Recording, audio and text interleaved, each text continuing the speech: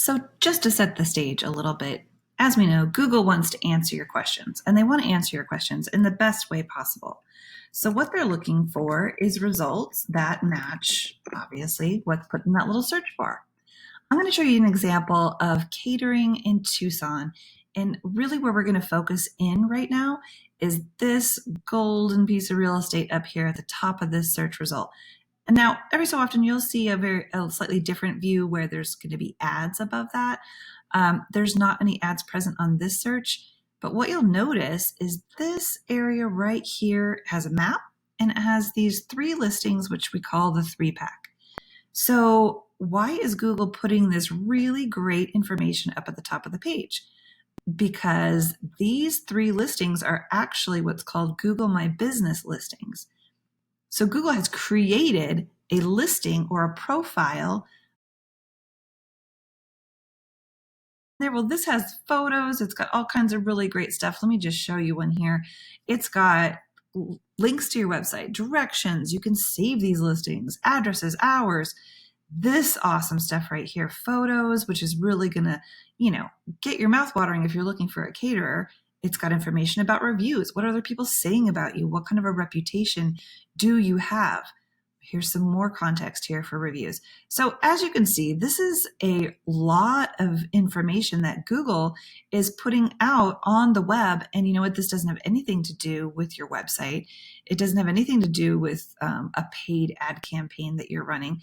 This is Google's own property, its own profile, its own way of showcasing business.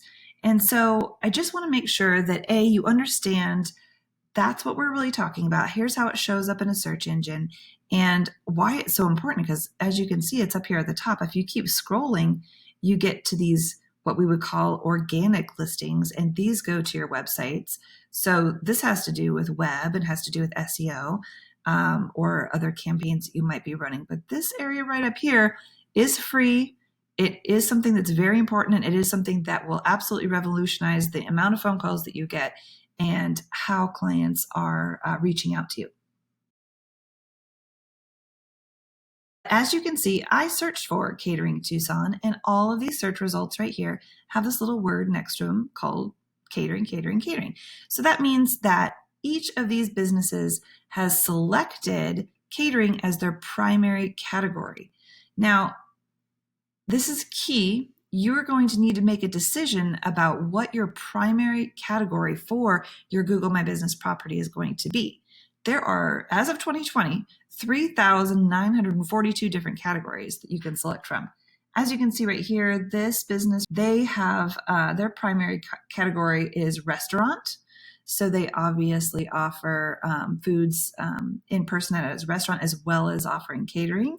But if you want to compete in your industry, you're going to want to find the most specific and primary category to your business. So in this example, we're looking at catering.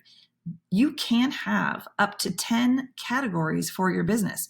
So this is, as I mentioned up here, this business that has qualified themselves as a restaurant very likely also has a secondary or third or fourth category listed as catering as well. We're not able to see all of the categories. We're only able to see the primary. So that's just a little tip to, maybe do a little bit of competitive research to find out what category your competitors are using. So it's really important that you choose a primary category for your business that is going to best answer a searcher's request for information. So as we talked about, Google wants to best answer that question that's happening up here in the search bar. And so the way that you select your primary category is really important. So that is lesson number one.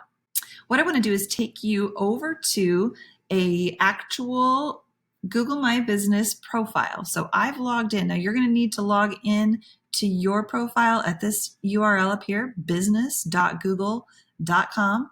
You're going to need to have your email address connected to your business. So if someone manages your profile for you, make sure that you get added in there or you claim your business listing if you have not done so already. But we were talking just a moment ago in another segment about why it's so important to have a primary category that reflects your business and the fact that you can have up to 9 more categories. So just logged in. This is like the dash area, and you'll be able to navigate over here on the left. So we're at the home. I'm going to scroll down here just a little bit, and we're going to go to services. So when you click on services, the Google interface here for Google My Business is going to ask you, what do you want to have as your primary category? Now, if you were to, I'm not going to edit this right now, but if you wanted to edit it, you would click that little icon, and you're going to want to select the number one and most specific type of work or product or service that you offer. This, as you can see, has a secondary category, which is going to be party planner. The choice that you make here is really a critical thing. And what I also want to share with you is that the category can, if you don't claim it and you don't do this work of claiming and setting your primary category, it can be set for you by Google or by the community at large and users. And so it's really important that you pay attention to this, because this can impact whether or not you show up in a search looking for catering, or whether you don't, whether you have any chance at all at making it to this top portion of the real estate here in search results. So if you take nothing else away from this video, I want you to make sure that you have claimed your Google My Business profile and that you have properly set this primary category. Now, if you don't have a ton of other things that you do, let's say in this example that it's really catering and party planning, you don't want to go ahead and add any additional categories or sections to your site here for services. You really want to focus in on the real legitimate core of your business, because it waters it down. If I was to add in a paper plate supplier and decorations or something like that to this listing, it actually takes the emphasis and the power of Google's algorithm, which is just another fancy way to say a formula that shows the importance of various things.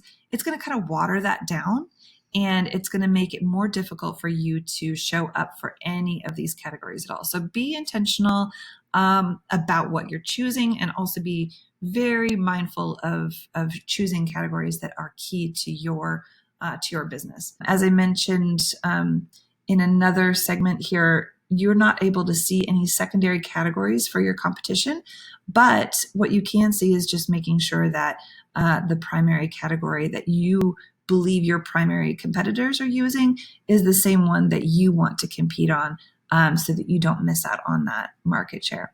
So just a quick look at the dashboard of Google My Business. And you can see here in services, you're able to select your primary and your secondary category. So that's where I wanted to show you today how you can recapture and just see what a difference it makes to claim your listing and to make sure that you have your primary category selected inside this very valuable tool. I'll be sharing some more information about other aspects. As you can see, the Google My Business directory is just chock full of all kinds of really awesome tools, and we want to share how you can take advantage of that in your business.